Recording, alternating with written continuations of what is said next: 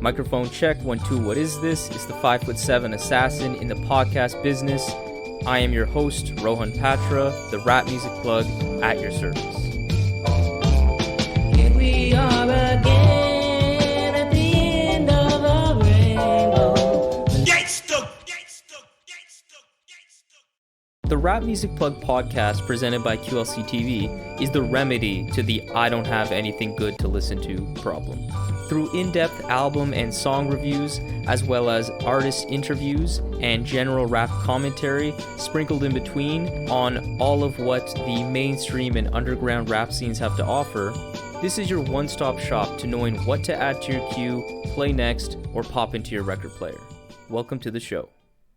When we look back at the 2010s for hip-hop, the defining names that I feel will really be remembered as either influential or impactful from all levels and factions of the game would be Drake, Future, Rock Marciano, the tail end of Kanye's reign, the Backwoods Studios team of A1 groundbreaking music, and last but not least, Westside Gunn's Griselda movement.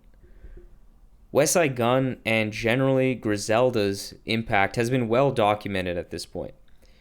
Treating their music like high art and pricing it accordingly, the fashion and generally their approach to physical merchandise really propping up their vinyl and their just apparel and clothing that are really hot commodities to say the least on the market and the resale market. It's honestly dramatically shifted that whole industry. You could write pages and pages and hours of content just on that dynamic. But there's also the musical influences, obviously, with this wave that we will dive into a bit more in depth later on in this episode. The point here being that the Buffalo Natives' legacy has been solidified. There's no question about that. And I believe Westside Gunn is fully aware of this as well, shown in his words, but unfortunately also in the less than inspired musical output in his last couple of projects post Pray for Paris in 2020. In my review and overall thoughts that I gave on Easter Gun Day 4, the duo track with Westside Gunn and Mach-Hommy signaling they're reuniting together, and the ensuing beef back and forth with Huss Kingpin at the beginning of this year, I specifically remember mentioning that I was hoping that him reuniting with Mach-Hommy would reinvigorate his music, giving him some more hunger, resulting in a renewed effort that would be put into the music. Particularly as this Hitler Wears Hermes 8 project was supposed to be not only the final installment of the series, but supposedly the final project that Westside Gunn ever delivers as an artist. Pray for Paris, going back to that project, felt like the coronation of Westside Gunn as a star and legend in the game. It had a very high-profile guest list, more than even what he typically kind of puts together. It had the cleanest and most kind of polished sound that he's ever created to date. And I believe the project was very well done, felt celebratory, felt expensive. Yet Hitler Wears Hermes 8 feels even bigger than that, as it showcases the best representation of the masterful curation and ear for what's fly that has defined Gunn's career to date. It hits similar notes of extreme luxury that Pray for Paris had, but it has more of that refined grit that I loved on Supreme Blind Tell. This particularly shines through on side B of this project. But starting with side A, the production really dug into the smooth, soulful luxury sound handled mainly by this producer supergroup in The Heartbreakers, comprised of Camouflage Monk, Denny LaFleur, and Conductor Williams. All great producers, and certainly had some good results in the instrumental department on this album.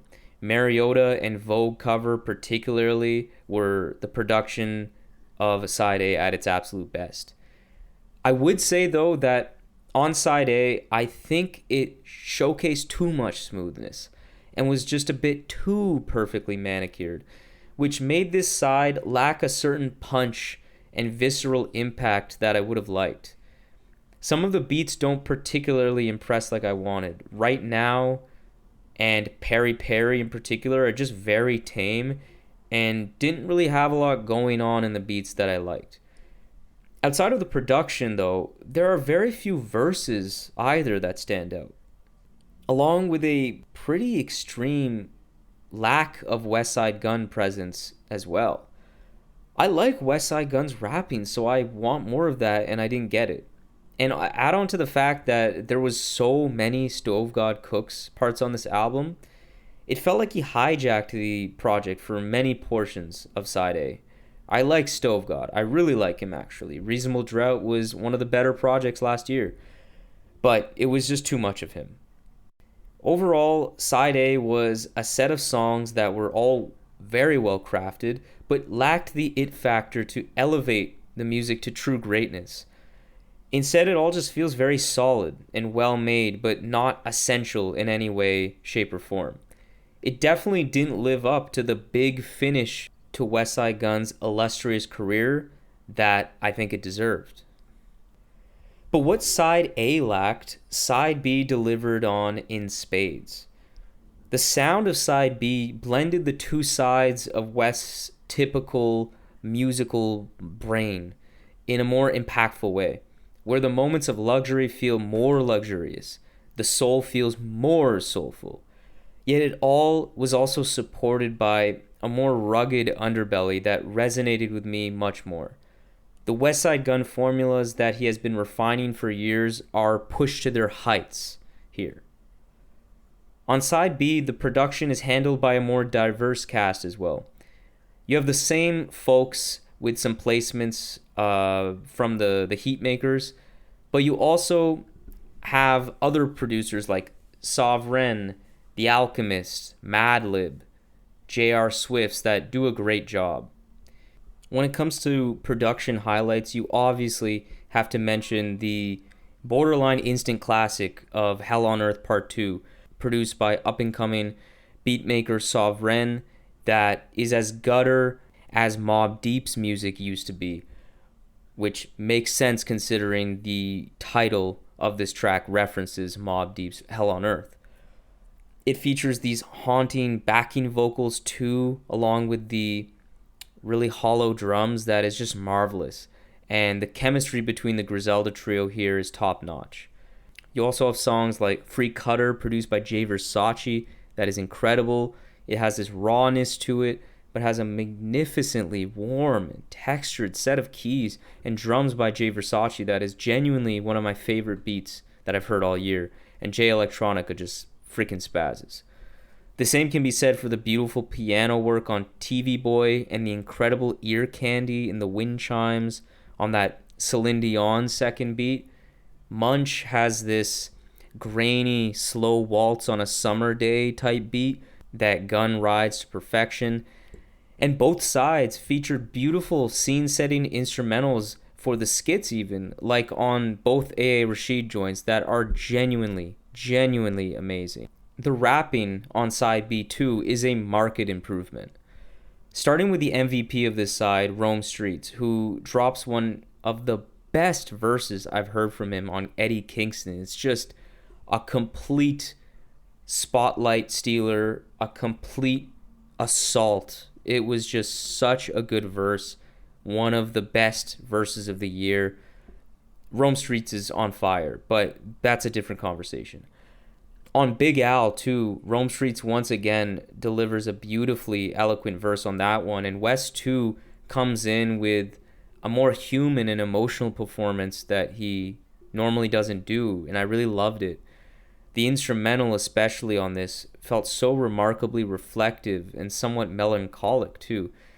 It struck a real chord in me, so much so that later today I'm legit gonna try and freestyle some introspective raps over the beat, like for real. Side B, though, does have a few flaws, mainly that it overstays its welcome, plain and simple. Survivor Series 95 had the worst and most repetitive beat on the entire project, with the least interesting verses, and went on for the longest in 7 full minutes. Definitely should have just been completely axed. It had no purpose on this album, in my opinion. It also could have used some more West, too.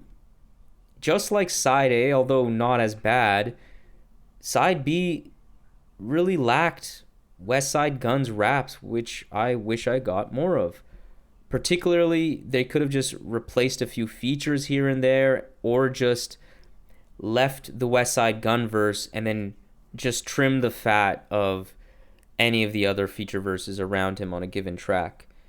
But that's a minor gripe, because generally the features were actually very good on side B, and overall doesn't change the fact that West curated a great set of collaborators and incorporated them very well. And that now leads us to the larger point that I believe Westside Gunn successfully punctuated on Hitler 8. As he has done on many Westside Gunn albums in the past, A.A. Rashid kicks off both of the sides of this project with some words of wisdom. And I really want to key in what he said on side B, because this was probably my favorite contribution of his to date, because it really perfectly captured what makes Westside Gunn so special as an artist. Rashid speaks about revolutionizing and shifting the paradigm. And what has Westside Gunn done but shift the paradigm? Two key waves I believe Gunn has really spearheaded over the years are the following. The first being that Gunn has shifted large factions of the rap game to not only accept but celebrate the curator role that he has now settled so comfortably in. Before him, the idea that an artist could have this many features and not always be the focal point of every single song on an album would be unheard of and was seen as a negative to many. Now it's revered as one of the most admirable traits that Gunn brings to his music, taking what I think an artist like a Kanye West had historically done in the past and been great at in selecting, the best collaborators and getting the best out of them.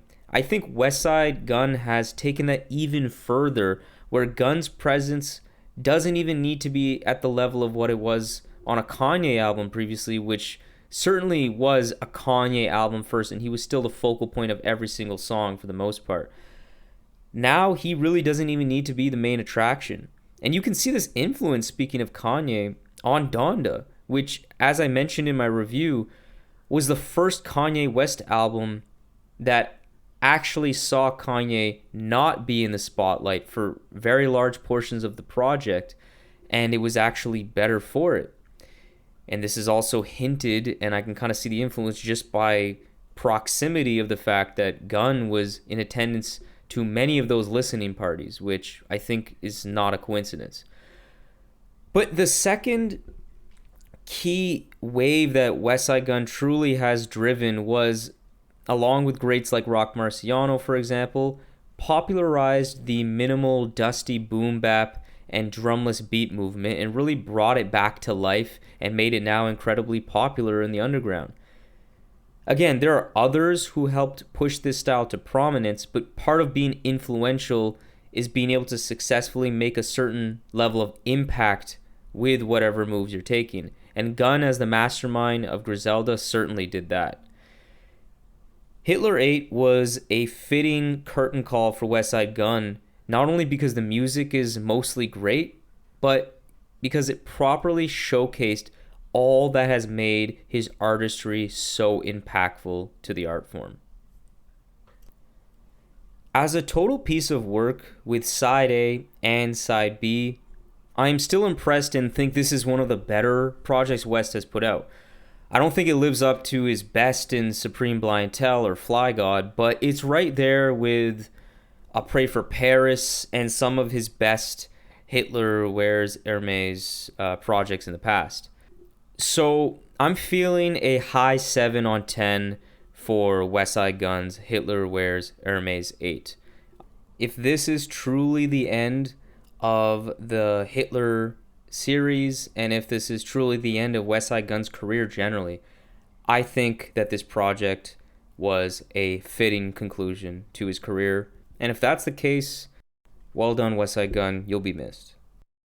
So this concludes today's episode of the Rap Music Plug podcast presented by QLC TV.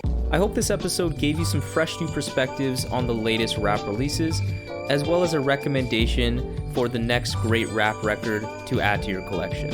If you're an artist looking to level up your career, getting more gigs, album sales, merch sales, whatever it may be, I would love to help you with that by providing you artist development and writing services. So if you're interested, contact me via email at qlctv.podcast@gmail.com or hit me up via Twitter or Instagram at rapmusicplugpod. I would be honored to lend my expertise and help you grow your career as an artist. And also for regular rap fans that just want to hear more quality commentary on the genre, follow me on Twitter and Instagram as well. For exclusive content and updates related to the show, follow the Rap Music Plug podcast on Facebook to help the show grow and ensure that everyone's listening to the best rap music at all times. Follow the show on the podcast platform of your choice. Make sure you leave a review and rating on Apple Podcasts so that the show can be spotlighted by that wonderful algorithm and be exposed to more people. You can find all of this information along with exclusive playlists created by myself by clicking the link that's in the episode's notes. So that's all for today. Talk to you soon. Peace.